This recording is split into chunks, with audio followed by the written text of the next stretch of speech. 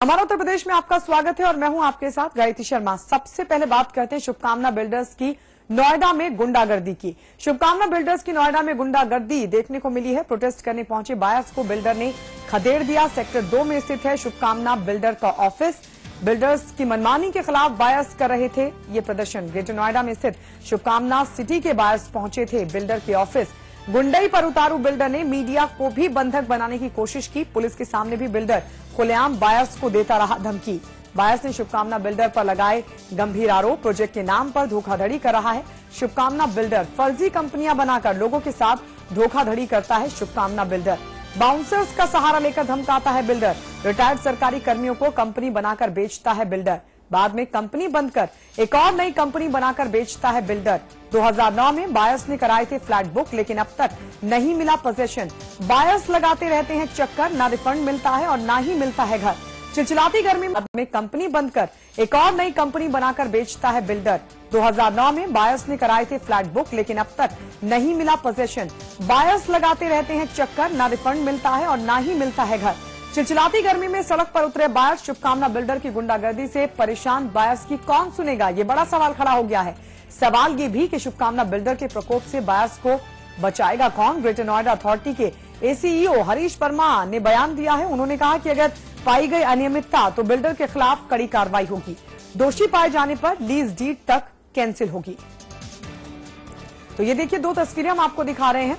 शुभकामना बिल्डर का जो प्रोजेक्ट है शुभकामना सिटी, जिसके बायर्स पहुंचे थे प्रदर्शन के लिए बिल्डर के ऑफिस, वहां पर उनके साथ गुंडागर्दी की गई। ये दो तस्वीरें हम आपको दिखा रहे हैं। एक तरफ शुभकामना सिटी के साथ जो प्रोजेक्ट शुरू हुए थे उसकी तस्वीर आप देख रहे हैं। ये अगल बगल के सारे प्रोजेक्ट हैं वो पूरी तरह से तैयार हो चुके हैं, लेकिन शुभकामना सिटी का हाल भी देख लीजिए। इस तस्वीर में शुभकामना सिटी अब तक बनकर तैयार नहीं हो पाई है। मैं शुभकामना सिटी में मैंने एक फ्लैट खरीदा था। मैं 80% पेमेंट डिपॉजिट कर चुका हूं और मैं आपको एक जीता जाता एग्जांपल दिखाता हूं। ये मैंने 15वें फ्लोर का पेमेंट करा है। इन्होंने कहीं पे भी सर्टिफाई नहीं कर रहे कि ये 15वां फ्लोर कंप्लीट हो गया। आप ये देख लीजिए, कहीं पे लिखा है 15th फ्लोर। मेरा भी फ्लैट है। सबसे बड़ी बात यह है कि 3 साल से कंस्ट्रक्शन हो रहा है और 10 टावर बनने हैं, तो 10 में अभी मुश्किल से 50% काम हुआ है और इनको 6 महीने में हैंडओवर करना है। इसीलिए हम लोग चाहते हैं कि ये अपना प्रोग्राम दें कि कैसे उसको जल्दी खत्म करेंगे 1 मार्च तक। हर दूसरे महीने इनका वेटकम भाग जाते हैं क्योंकि ये लोग वर्कर को, ठेकेदारों को कोई पेमेंट नहीं कर रहे हैं।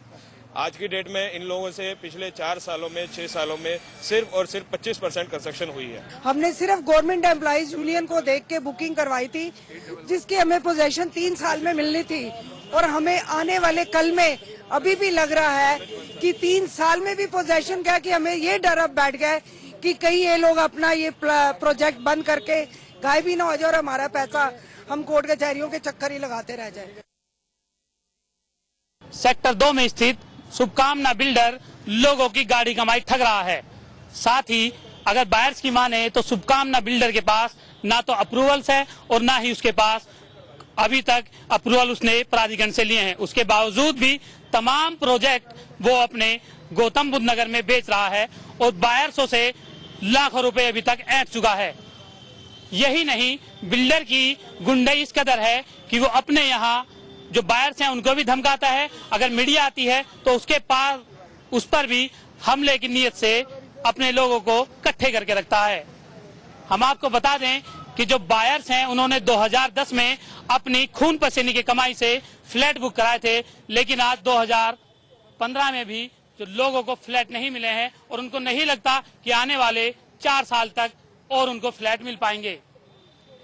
क्या ऐसे बिल्डर के खिलाफ क्यों नोएडा प्राधिकरण आखिरकार कार्रवाई नहीं करता? क्यों नहीं ऐसे बिल्डर के खिलाफ प्रदेश सरकार एक्शन लेती? ये अपना आप में एक बड़ा सवाल है। कैमरामैन दुष्यंत राणा के साथ संजीव कुमार, समाचार प्लस, नोएडा।